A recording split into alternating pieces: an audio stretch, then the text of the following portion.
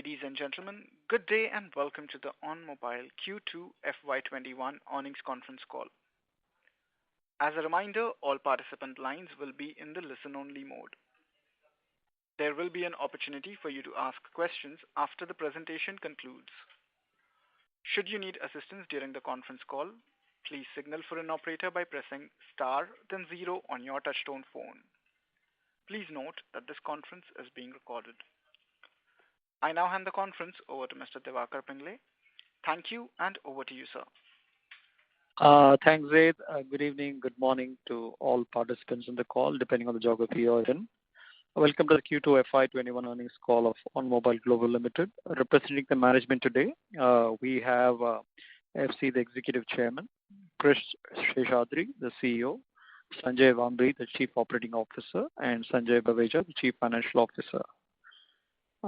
The call will start with a brief update about the quarter gone by and a business update which will be given by Krish. This will then be followed by Sanjay Baveja, who will give a very brief detail about the financials. Post this, we will throw open the floor to Q&A session. Before we begin, I would like to mention that some of the statements made in today's call may be forward-looking in nature and may involve risks and uncertainties. For a list of such considerations, please refer to the earnings presentation. ONMOBILE Global undertakes no obligation to publicly revise any forward-looking statement to reflect future likely event or circumstances. Having said that, I now hand over the floor to Krish. Over to you, Krish. Great, thanks. Thanks very much. Welcome to you all. It's a pleasure to speak with all of you today. Since our last interaction, we had in August, that was just a few days after I joined ONMOBILE as CEO. I can say that this quarter has been a very stable and good quarter for us. The teams across all our different geographies and businesses are all coming together very well. So in that context, I'd like to touch upon, some key business highlights, high-level performance of our businesses, and some key priorities going forward. So starting with, our core tones business, while overall tones revenue is slightly down Q on Q, we continue to focus on, digitizing that core product, and that work is already showing some very good results. So in that context, you can see the tones digital revenue grew about 6%, and it was aided by a very, very healthy 17% growth in the tones digital active base. Even though the overall base remained constant, the digital base grew by 17%. So that's a very healthy sign. So we continue focusing on this digital transformation journey in this business. On our ARR-BT product, which we mentioned last time, that basically voice ads to target the mobile consumer. Been a 1 quarter delay on that due to COVID, but we've gone live with one operator in India with this ARR-BT product. Coming next to our contests and digital contests business, our goal has been to focus and grow revenues in this business. We mentioned that even in the last quarter, and also continue the digitization of this product. And in a very challenging environment, the overall contest revenue has grown 4.5% Q on Q, and the digital contest revenue has grown about 10%. We did lots of deployments, and digital revenue as a percentage of overall revenue in this product has also gone up to nearly 7%. So once again, we see that growth in our digital contest product was aided by about a 38% growth in the digital user base, even while the overall user base for contests was flat in that quarter. So once again, both these businesses, going through the digital transformation journey, and that's going to be a key focus for us. What I'm really excited about is something we didn't talk too much about in our last quarter, but in the digital contest space, we've got a product that we've built. It's internally codenamed Challenges Arena, but it's fundamentally in the gaming space, in the casual gaming space, but people usually call it, trivia games. And that's a very attractive market globally. It's a key subsegment within the casual games genre. So that product is more or less ready. We'll be launching soon with an operator in India. And then, we'll see which international markets to roll it out to next year. But once again, we continue to be really excited about this product and this space within the casual game space. It's called Challenges Arena. That's an internal code name. We'll talk about it in a little more detail later. On the video and editorial business, revenues are fairly stable. They grew marginally about 2.5% Q on Q and over 5% on an annual basis. So that's very healthy. Coming to our B2C gaming business, our gaming product, as I mentioned in our call in August, ONMOBILE is at a transformational point in our digital transformation and is completely focused on building out our cloud gaming platform. And this is in a very transformational, huge market space. I mean, all of you all know what is going on in the gaming space. There are lots of investments happening both in India and globally. We know that gaming is the second most engaging product space outside of social media. And the great news is over the last 3 months, we've had a lot of progress, just testing our platform, optimizing performance, building out various key features. And the great thing is we've really come together, as a company. Our teams in Canada, Sweden, Bangalore, all of them have been involved in this. And we've been investing heavily in these teams and hiring people from the top internet companies. So I think we should be releasing a beta version of the product very soon. It was our intention to showcase it to you and give you a glimpse of the product, but we have a few global patents that are being filed. So unfortunately, we need a few more weeks to file them, and it's critical to do that, before showing it publicly to anyone. So it's going through that patent and legal process. So once that's done, we are going to do an internal launch within our own company, and then we'll do a closed beta launch after that, and then showcase it to you all. So this beta version of the product has very differentiated and compelling features on 3 or 4 areas. One is cloud streaming. The second is social and co-play. As you know, these are all very key developmental trends in the gaming space. And we'll be introducing battles and esports as a monetization with the full product once the beta product is launched. So it's been a fantastic few 3 months just seeing this product come to shape, and we are all excited about what we've built. Quick update on the Q2 financial performance. We've had a very good stable quarter. Revenue has been flat, but COVID did push back some of the new revenues in regions like Africa. But operationally, as you can see, we've registered very healthy margins both on a quarterly basis and on an annual basis. So we are very bullish about maintaining that trend over the next few quarters. So besides that, we continue to emphasize on employee safety. As you know, all our employees continue to work from home globally, and we want to thank them for their incredible hard work, which has helped deliver these results, and building out a fantastic product, in the midst of not being able to meet each other, but, working together globally and virtually.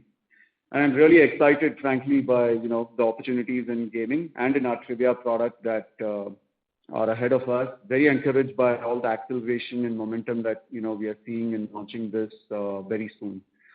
So with those key business highlights, I'll hand it over to Sanjay Baveja, our CFO, for his comments on the financial performance. Sanjay, over to you. Yeah. Thank you, Chris. Good evening and a warm welcome to all of you on the call.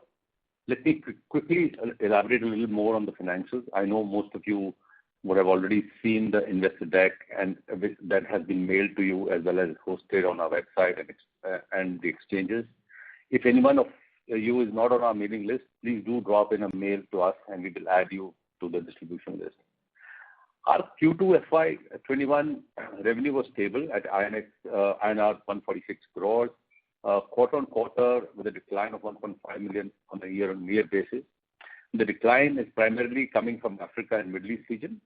As already alluded, we are focusing on the unprofitable Latin America business and are in the process of exiting from countries where we do not have the right pricing power.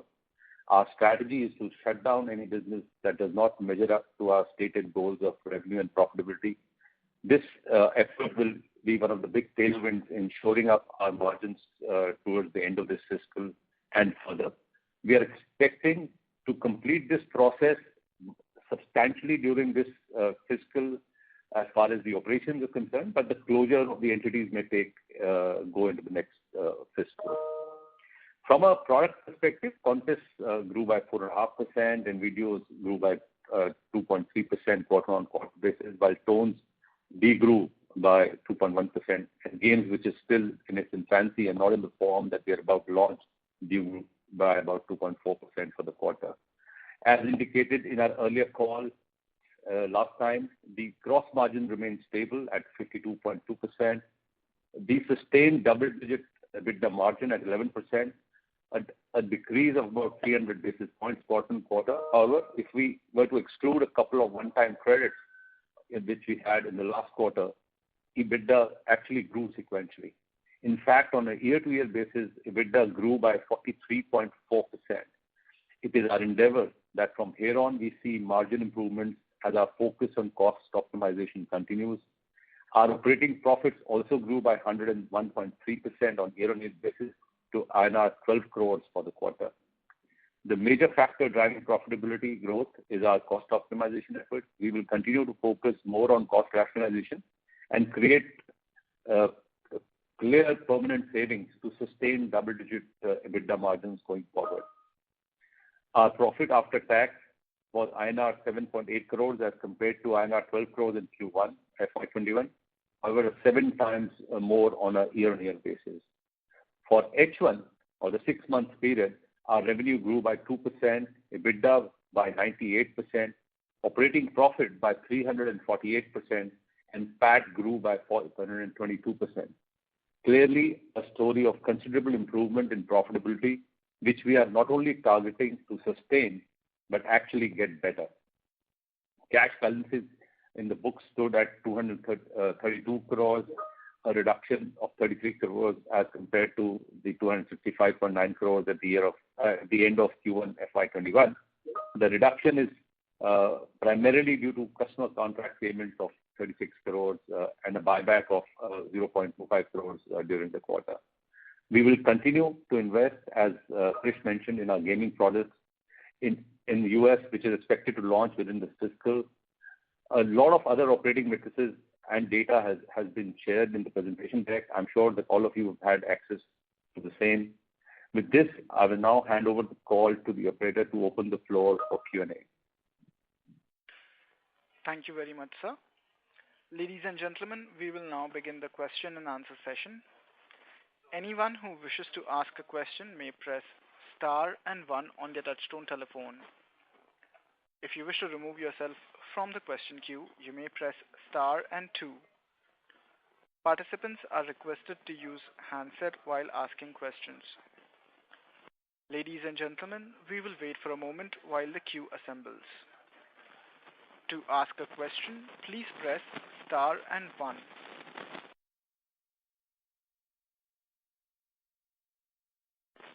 The first question is from the line of Anand Trivedi from Nepean Capital. Please go ahead. Yeah, hi. Congrats on a great set of results. I had 2 questions. Hello, can you hear me? Yes, please go on. Please go ahead. Yeah. My first question is regarding your streaming online gaming platform, which I'm assuming is a B2C platform, correct? That's right. So I guess my question is, in today's world where, given the internet, access to international games or games produced anywhere in the world is something that people can have access to, what is the differentiating feature of the platform and how do you intend to draw people to come to your platform vis-a-vis, going somewhere else? Sure. I'll address that. It's Krish here. So, as you said, games are available on multiple platforms. So just hosting games on a platform is not necessarily a differentiating feature. So the features on our platform are over and above just hosting casual games. So one main area I think I touched on in the call last time was on social and co-play. So playing games together online today is a very big deal, and people come together to play games, which is a very offline kind of an experience, but they want to bring it online. The more they see their community and friends playing with them together, and if you give them the tools and the technologies and allow them to share stuff online over and above the games that they're playing, like an overlay, I think those are the key differentiating features which will definitely make ONMO a very, very compelling and differentiated product.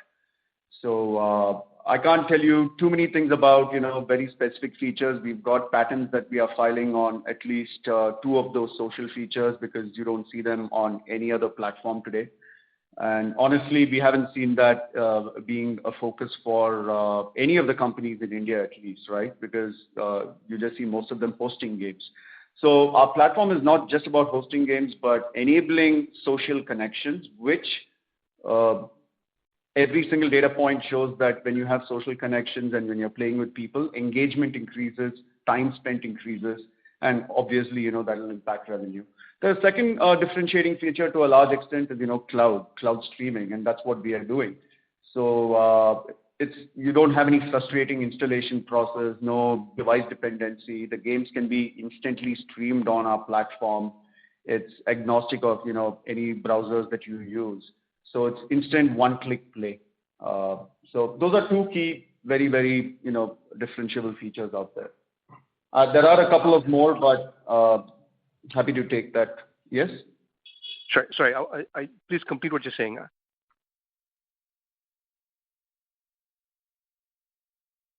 Hello? Yeah, can you hear me? Yeah, I can hear you. So the cloud feature is something similar to what people like Google, etc., are trying out, correct? To some extent, but once again, ours is the first truly mobile cloud gaming solutions. Other cloud gaming solutions may stream large screen games onto mobile screens, but our product is built truly for mobile games. It's mobile first. So you don't have controllers, you don't have hardware and any of that stuff. No extra devices.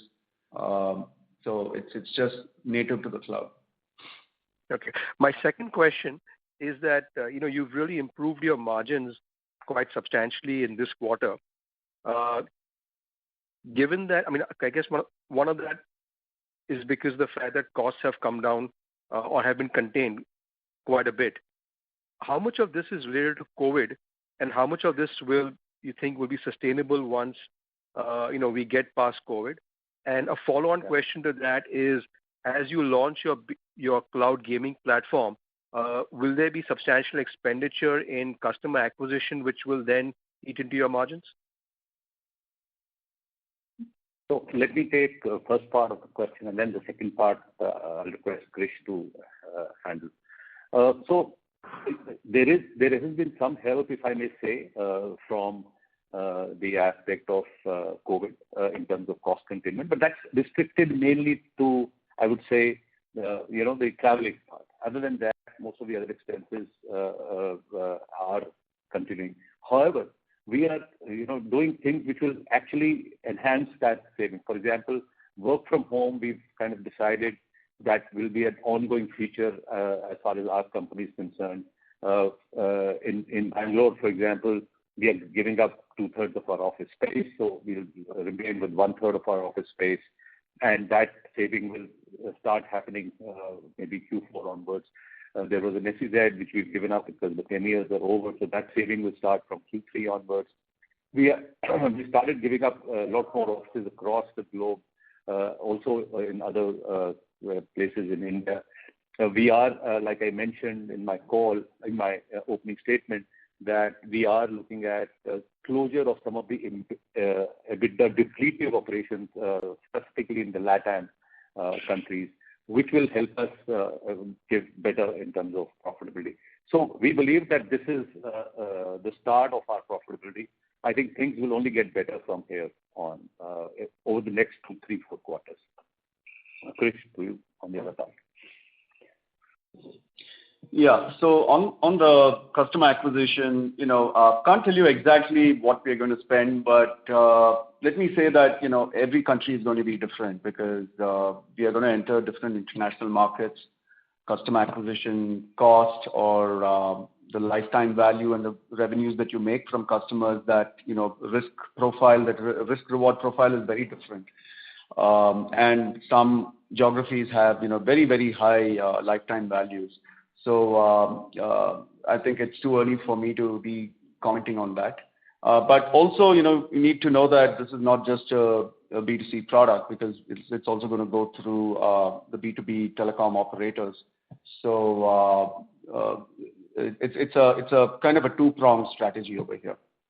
FC, do you want to add anything on that? No, I mean, and your point is right, Chris. Strategically, how much of the market do we want to capture in India at lower ARPUs? Because clearly there are lower ARPUs, and the cost base just on that model, just to be clear, it's pretty much the same. A cloud streaming a game in India or streaming a game in the US is clearly the same cost, but clearly not the same revenues. And the number of subscribers obviously can be way bigger in India than the US, so then the cost can be higher. So those are the decisions we need to make, and how much. Obviously, we'll be investing, important sums of money, but we really need to decide in which market. So that's something I'd love to discuss with you all. Once we can show you the platform, you can understand what it does, and we can then have a clearer discussion on where should we put the money on this one. And obviously, the challenge will be, on many fronts. How do we preserve our margin while investing in this new service? One is more a VC play, as we said. The other one is more like a steady business growing, especially with the B2B gaming. So, I'm not excluding that we could eventually even separate the two projects, just to make sure that we get separate funding just to grow this kind of gaming play, which is very, very popular, as you know, in the market with venture capital at quite interesting valuations. So that's something we could think about doing also. But before we get there, let's first show you the platform and discuss the plan later. Sure. And what's the timeline for launching the platform in India?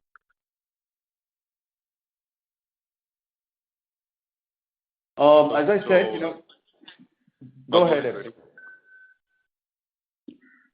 Yeah, so we are launching with all the employees in a couple of weeks. We just want to file the patents, and again, I would have loved to show you the platform today. We're playing around with it. It's working. The problem is really the patents, and as you know, as soon as we make something public, the patents are void. And we don't want to void these patents, and ironically, our development team are going faster than the lawyers on this one. So now we're fighting all the patents in November. We're doing the employee launch with all the employees in November, so mid to end November. And right after we've done this, we're going to optimize the servers and deploy in India, during probably the month of December. So, we should be able to show you the platform very soon. Great. Thank you so much. Thank you. Before we take the next question, a reminder to the participants, to ask a question, please press star and 1. The next question is from the line of VP Rajesh from Banyan Capital. Please go ahead. Hi. Mr. Rajesh, we are not able to hear you. Hi, is it better now? Your voice Hello? is breaking, sir, in and out. All right, I'll get back in the queue and then try again. Thanks. Okay, thank you. The next question is from the line of Duby Rex from iThought Financial. Please go ahead. Hi. Just as regard Q2 FY21, you said that there was an expense regarding customer contract acquisition cost of around 36 crores. Could you give some more details on that and how it would affect the P&L and balance sheet, in which line item? That would be great.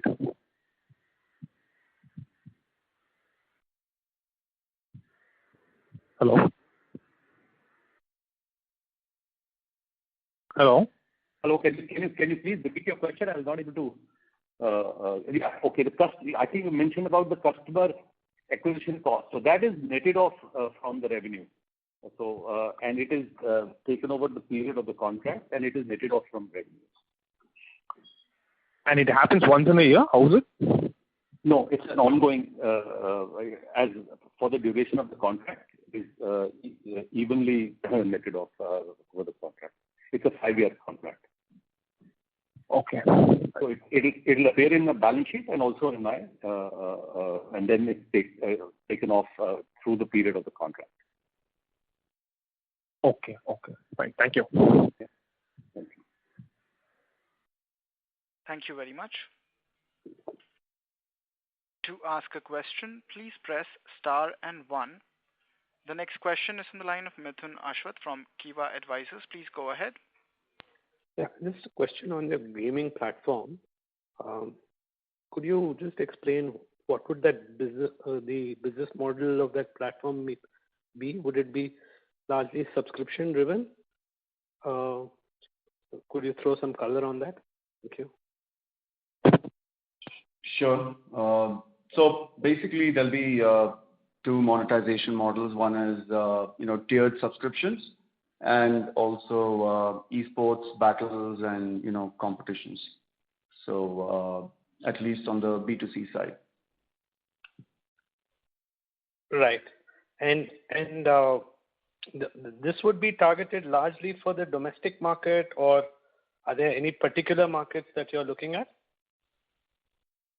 As I said, it's going to be both the Indian market and select global markets. So essentially, our target audience would be, people, male and female, 18 to maybe 35, casual gamers, people playing esports, but players with maybe good 4G connections. Can probably say India, Spain, Sweden, Canada, and US, France, Germany. I think those are all, markets which we are definitely interested in. In what sequence they roll out and when they roll out, that's something that, we are still planning. But India is something that we'll definitely test it out, as FC said. Just one last question. When you mention a gaming platform, you would have third-party games available on this, or would it be your own original games that you would have created, or how does this work, and how do you grow the user base in such a scenario? It's all third-party games. We are not building any games per se. We are, as I said, hosting those games and providing tools, technologies to help facilitate interaction, social connections, sharing, cloud streaming, betting, and things like that. So that's the way you kind of keep the audience engaged. I think the first person asked a question, are you just hosting games? I mean, just putting games on our platform is not, going to be differentiable. A lot of people do it. It's the technologies and the tools and the feature set that we are building on top of that, which facilitate greater interaction and engagement. So essentially, we are trying to build a community, right, around this game, a very sticky community. No. My question is mainly because you have such big platforms already available. How would you attract good games onto your platform was the key question. How would you attract good games? See, we've already talked to, so if you realize we've had relationships with a lot of game developers through our Appland, startup. So we've been in touch with at least 70 to 80 game developers around the globe. That's not, been a problem. They're all excited by what they've seen. So I don't see that as being, a big challenge for us. While yes, there might be 1 or 2 games which, you may not be able to get, but overall that hasn't really been a huge challenge so far, at least in our initial conversations. FC, do you have anything to add to that? No, the only thing, and that was a key metric for us. As you know, game developers are aware of all the other platforms out there, and, they don't want to waste time. And throughout all the pitches that we've done to game developers, their feedback is, wow, we've never seen something like this. It looks great, and we want to be part of this. So that's exactly the feedback they have. So it should not be an issue at all to get the right games on the platform. Great. Thanks. All the best. And just to add to that, and these are global games, right? So our team in Sweden has been very active in talking to game developers in Europe, in the US, across Asia. So we've got a kind of a good network out there, and they've been reaching out. They're all from the industry. They've been talking to different game developers. Feedback has been good. So for the most part, we don't see that as a challenge. Thanks. Thank you very much. The next question is from the line of VP Rajesh from Banyan Capital. Please go ahead. Hello, am I audible now? It is Yes. better than before. Please go ahead, sir. Yeah. Okay. So first question on this customer acquisition cost. It went up by about 4.6 crores in this quarter. And since you have paid 36 crores out, so is it logical to assume that this will continue to be at this elevated level for the next 8-9 quarters? Yes, this will continue. Because this is a longish 5-year contract, this will continue for some time. Okay. So if you can just give a little more insight as to how this works, meaning you're paying them upfront, and then they will. I'm just not very clear as I'll tell how you. the We have logic works. paid this money. So yeah, the way it works is we have paid this money upfront, and this is kind of a prepaid portion in our balance sheet. And over the quarters, we will continue to deplete it from the revenue that we overall gross revenue that we generate, and we reduce it from our gross revenue and show it as and then the net revenue comes in. So we continue to show it as a depletion from our revenue. So we essentially are saying that our revenue is reduced by this much, and it's kind of a revenue share that we prepaid to them. Put it this way. This is actually related to exclusive marketing rights from our customers. So we're saying our revenue is actually higher, but since we are giving it up as a fee to the customer, upfront fee, we are reducing it from our revenue on an ongoing basis. This has been there earlier also. Let me tell you, this has been there earlier also. Earlier, from an accounting standard perspective, we were putting it through depreciation. Now we are netting it off from our revenue, so that we are very clear as far as our accounting is concerned. So the reported revenue is net revenue already. Okay. So the way to understand it from a business standpoint is that you are giving certain money to the telco, and as the telco is able to sell through your product and get the revenue from the end user, they are giving those revenues back to you. Is that sort of the way one should understand this transaction? And essentially, you can construe it that way. They are giving us the exclusive rights for this particular revenue, and for that, the marketing rights, etc. And they are, because they are helping us get that revenue. You're right. This is a kind of an acquisition cost that we can take. Understood. Okay. My second question is your margin varied a lot, EBITDA margin, primarily because of your OPEX. And clearly you are investing in a lot in marketing. So can you comment on the fact that this marketing cost went up 56% in this quarter over quarter? Do you plan to make more investment both in this category as well as in manpower cost? Or, 11% kind of EBITDA margin on, let's say, 52% gross margin is something one can expect to be sustainable, or you expect it to go higher? So let me say that the profitability is definitely going to go higher from here.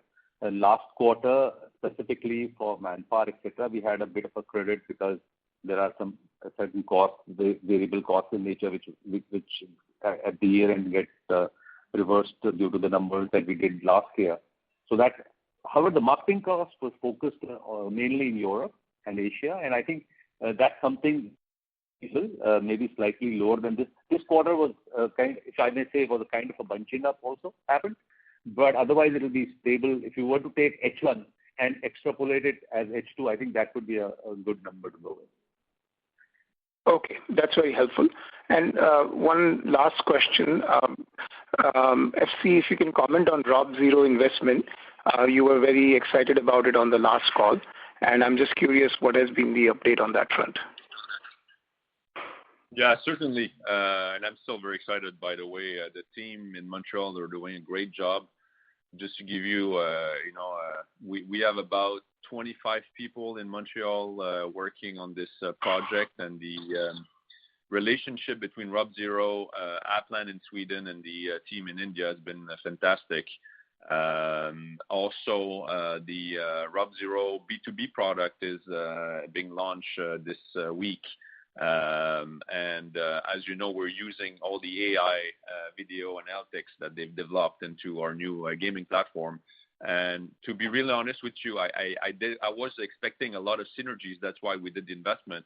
But I was not expecting to have such a great collaboration from the team, but also such a great usage of their platform, as it really goes in right into what we want to do. So I really look forward once we actually show you the platform to explain you exactly what is happening and why we have something unique there with this Rob Zero platform linked up to esports. So that should be an interesting discussion in the coming weeks. Great. And just a suggestion, maybe at some point once you have done the patent filing, etc., maybe you can do an analyst day so that we can understand the product side a little bit better. Yeah, totally, and that's the goal. I mean, the next investor call, as you know, is in February. We're not going to wait February to go to this. We'll just do a specific session on gaming and go through the platform, explain you the patents that we filed and what's different on the platform, and then we can discuss also the future of this. So that's for sure. We'll organize this. Perfect. Thank you so much. Thank you. Thank you very much. Before we take the next question, a reminder to our participants, please enter star and 1 to ask a question. Next question is from the line of Anand Trivedi from Nepean Capital. Please go ahead. Hi, I just wanted to touch on a question that was asked previously on how do you attract good games, and the answer was that you have a network of game developers that you're working with. But just a little bit more color on that, because what we found is that very often what attracts gamers are few blockbuster games, for which they go to a particular gaming platform. And I guess my question is that are you all specifically looking to introduce a few high-profile or blockbuster games in order to give you the initial push to get the gamers in, or is there something else that you have up your sleeve? FC, if you want, you can take this. Yeah, I want to come back on one point. I mean, the true gamers, you're right, they're all on blockbusters, but the casual gamers, you just do a test. We were just on the investors here, who plays game and how many games we play. In average, I always ask the question. In average, people play, 3, 4, 5 games on their phone, and they're never the same games. So we need the diversity of games, for casual mobile gaming, which is different than the actual true gamers. The persona of true gamers is very well served in the market. We're really going at the casual gaming space here, and the mobile casual gaming space. But in our catalog today with Aplan, we have about 500 games in the catalog. And you are right. There are games that have been very good, in the past, but they're not the latest top games. In this platform, we are trying to get a bouquet of both, games that people have and use on their phone, and the latest top games also. So this is a mix of both here. It's not just, but the key here is that really the core persona is really the casual gamers and not that much the core gamers. So that's something important. Yeah. Okay. Thank you so much. I'll just build on top of what FC mentioned. It's as I mentioned, our target audience is casual gamers, not necessarily people playing hardcore games. And if you've seen what's happened with the overall gamer personas over the last 5 years, we've seen that non-core gamers are actually contributing over 50% of all gaming enthusiasts. So, roughly around 30% of people are playing games, as time fillers, right? They only play games if they have time to spare. So they're not an ultimate gamer of sorts. Another 5 to 10% are just backseat viewers. They used to game a lot, but, today they watch games. So our features are all, built around, helping casual gamers come onto these platforms. And as a result, you'll have a diversity. Maybe there might be one or two big games, but even some, non-big titles are very, very good games for these people to be either playing or watching. Okay, thank you. And just one last comment. A lot of platforms today offer very bad games also. I mean, when I say bad, I mean low quality games, we want to be a premium space. We really want to offer something that's premium, that's more a complete platform. So we're not going at the low end games. We're really trying to get something that is a premium experience. And the price is going to go with it. Obviously, you need more bandwidth. You need so if you need more bandwidth, you need to have a bit more money. And obviously, if you want to do esport, having money helps also. Obviously, you need to be able to invest money in for esports. So clearly, the market we're going at has a bit more money out there. And is there an existing firm that is doing something similar to what you're planning, which could be used as a benchmark as to how to categorize you guys, or which direction you guys are moving in? Right now we're combining technologies together to offer a brand new kind of service. So it's a mix of this, a mix of that, and new add-ons on top. So it's very tough to say. I think once we really go through the platform, you'll understand what we're offering here. It's quite new in the market. And the reason we can offer it is because we're combining, the cloud gaming with the social gaming, with the esport, with the AI that comes on top of it that makes it possible. Without, to be honest with you, without all these components together, it would not be possible. So that's why in the past, nobody has done what we're doing, because it was not technically possible to do it. So again, that's why we're filing patents on it, making sure we're protected and try to keep that space once we launch, and take the space and keep it, so that's the key here. Great, thank you. Thank you. Thank you. The next question is from the line of Manan Patel from Equirus PMS. Please go ahead. Hello, can you hear me? Yes, you are audible, Mr. Patel. Please go ahead. Great. Thank you for the opportunity, sir. So my first question is, you mentioned, first question is on the revenue growth side. So you mentioned the revenue is sort of churning somewhat in digital aspect and growing in digital while remaining flat on the top. So I wanted to understand, one, so when will this phase get over and we will get into phase of revenue growth from the existing business? And second part of this question is, am I right to understand the major growth that will come is only from the games and current revenue base will remain steady at these levels? Probably have Sanjay Bambri answer the first question on the existing business. Sanjay? Thanks, Krish. I think you were right in when you made the question. I think you made a statement. Second, at the moment, what we're looking at stabilizing the business, which we have been able to, and marginally grow the business. I would say that the growth will be marginal, and that would be the range-bound growth. Second statement of yours was, will the bulk of growth come from the new businesses? That would also be a correct statement. Okay. So when do we expect to enter this growth phase? Hello? Hello? Can you hear me? Yes, we can hear you. Yeah, sure. So I wanted to understand, when will we enter the growth phase? So probably gaming will be launched in December or Q4. So after that, do we see us entering growth phase from FY22?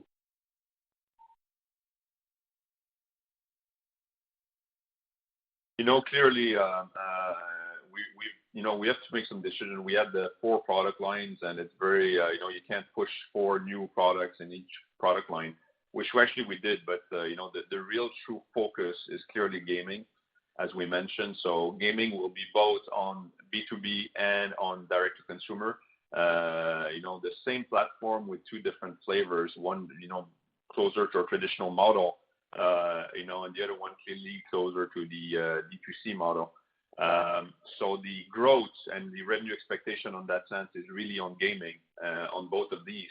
I want to also mention on contest, the contest and the challenge arena that Chris was talking about, which is really the trivia market is really big out there. We have some people that we deal with that makes very, very big revenues on trivia.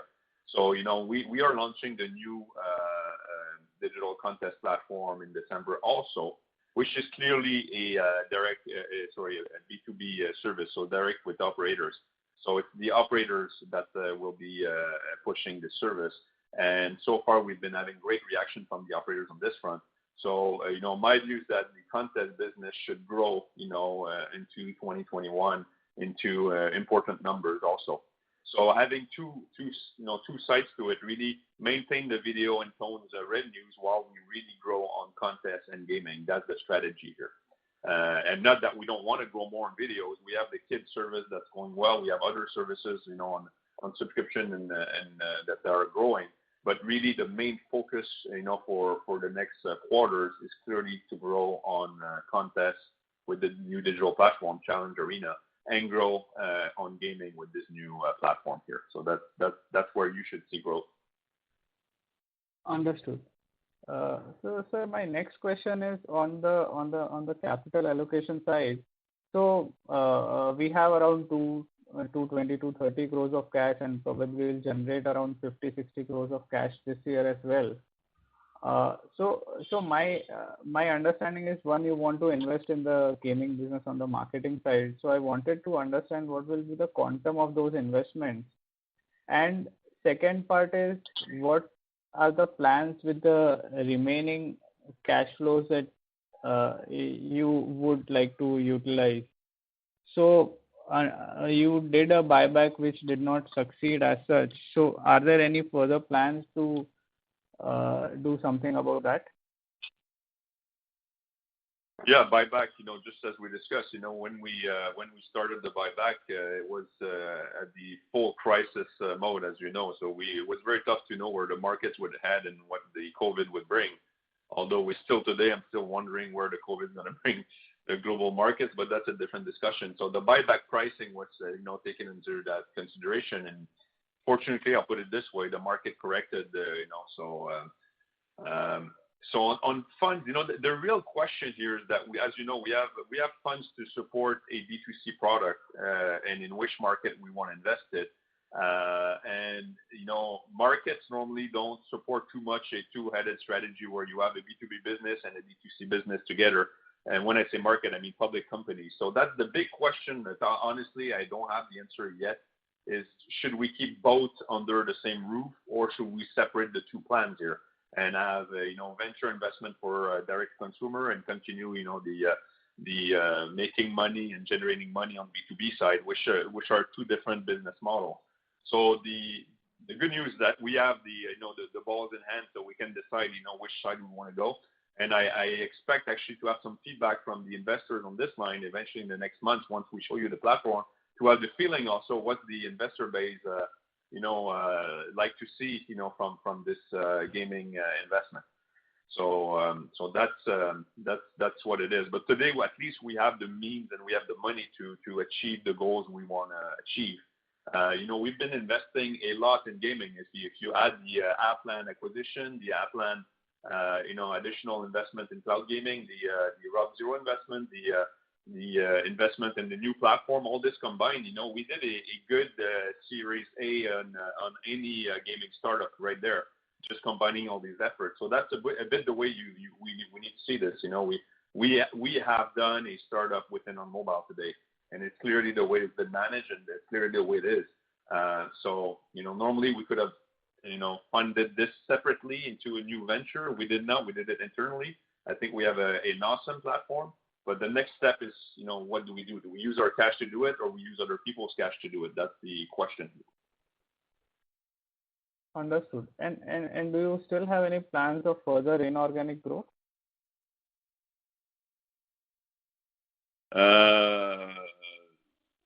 That could be, but today, we're all set with the gaming side. So once we launch, if we see we should do some acquisition, we'll look into it.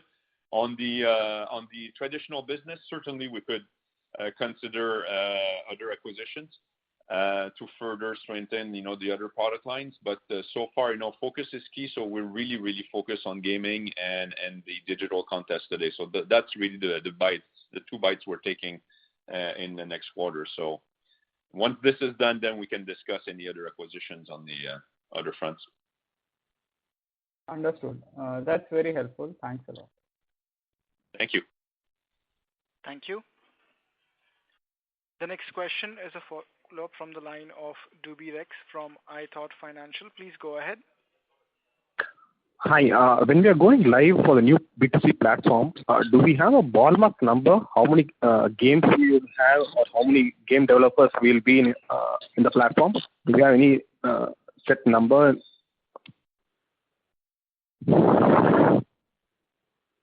Hello. Yeah. Hello. Yeah, I just. We'll have. Yeah, I'm back. At least 100 to launch, and that's the target. Could you just repeat that? I missed it.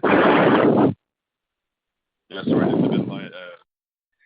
So we'll have at least 100 games to start. Okay. Thank you so much. All the best.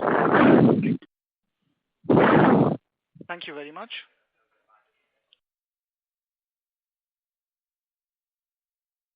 Sir, there are no further questions in queue. Excellent. Thank you all, for joining this call. Really appreciate it. I really look forward to go through this platform. As I suggested, we will do a special session in the coming weeks just on this gaming. So stay tuned. We'll make sure everybody's invited. We'll do it also on Zoom or some sort of video, so at least it's going to be a better interface than a phone call, so everybody can see the platform and see exactly how it plays out, and we can have a further discussion on the business model. So I thank you very much and look forward to that session with you all. Thank you. Thank you very much, FC. Ladies and gentlemen, on behalf of ONMOBILE, that concludes today's conference call.